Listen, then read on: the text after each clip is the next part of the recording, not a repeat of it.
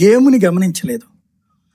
చెప్పండి. Last trip last year first 1 year అయిన తర్వాత జ్యోతి ఒక స్టోరీ రాసింది ఇట్లాగే.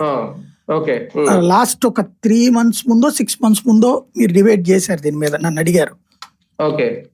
ఇట్లాగా అరాచకంగా తయారైపోతున్నారు, రౌడీయిజం వీళ్ళు గోండాలుగా తయారైపోయారు, ఎమ్మెల్యేలు నాశనం చేయబోతున్నాను ఈనాడు రాసింది, జ్యోతి రాసింది అన్నటువంటిది. అవునవును, జ్యోతి రాసింది. నేను అప్పుడే మీకు ఒకటి చెప్పా, ఇది ఒక గేమ్ నడుస్తుందండి, ఒక ట్రాప్ నడుస్తుంది.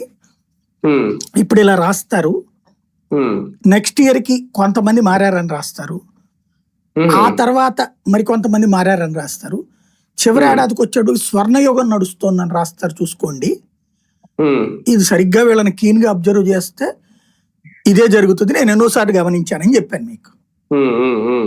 ఇది సెకండ్ ఫేజ్ ఆఫ్ ఎల్యూజినేషన్ అన్నమాట. భ్రాంతిని కల్పించడం అంటే, మీరు ఒక మనిషిని నువ్వు దరిద్రుడు రా, నువ్వు దుర్మార్గుడు రా అన్నారనుకోండి, వాడి మీద మనకు కోపం వస్తుంది.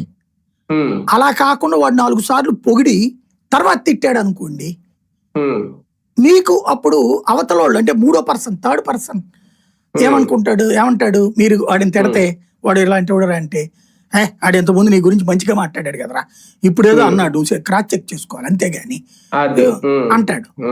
అంటే అలర్ట్ చేస్తున్నాడు, జాగ్రత్తగా చూసుకో. అది సైకలాజికల్ ట్రాప్ అనే దాంట్లో 40 ఏళ్ల అనుభవం